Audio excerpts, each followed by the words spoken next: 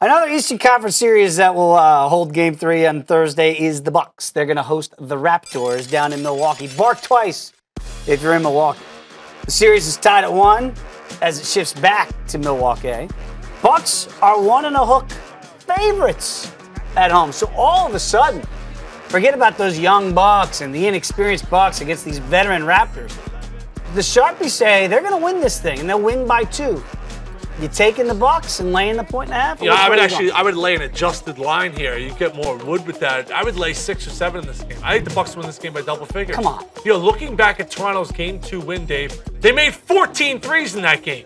DeMar DeRozan and Kyle Lowry both had bounce-back performances. And they don't shoot threes. Wait, they were life and death. Life and death to get a win at home over the Bucks. Now they go on the road to a fan base that I think is going to be super excited. It's not about this year with the Bucks. It's about the future. Giannis has been great there. I know Toronto has won difficult games and they have an experienced team.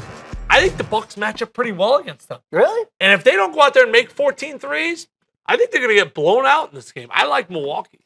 You say it's for the future, not necessarily this year. But I think people looked at Toronto as the one team, and I know you like Washington, but I think generally speaking, people looked at Toronto and said, that's a team that can beat Cleveland because of the playoff experience, because they took them to 6 games a year ago.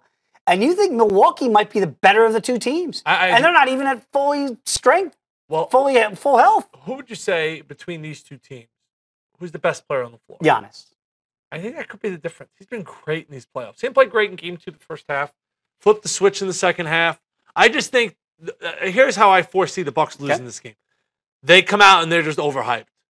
Jacked up. This is the biggest game they've played all season long. No, they're going to be at home. They got the win they weren't supposed to get in Toronto. They win this game. They have a stranglehold of what they believe of the series. And then, hey, then you go win the next game. You're up 3-1.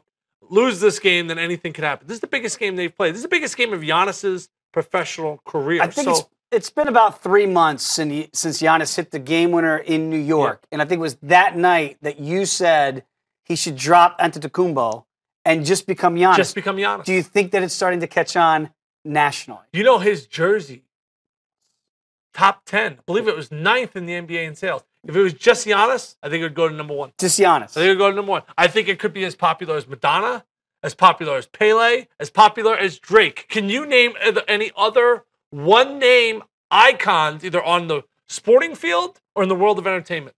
Just one name. Come on, it's easy. Don't Prince. stand so close Sting. to me. But Sting was a part of the Police. But Prince is the one that really goes out. And then he got so upset by the licensing of Prince that he said, I'm taking away my own name. I'm just going to become a symbol. Just like it looked like a staff. Like God rest his soul, Prince. I think a lot of people thought he did that selfishly. It was really to keep money from going to the music companies. And how many MVPs does Giannis win?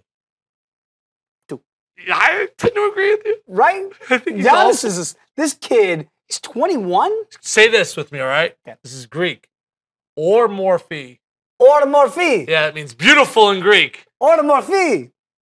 I'm doing Italian, even though it's Greek. It's okay.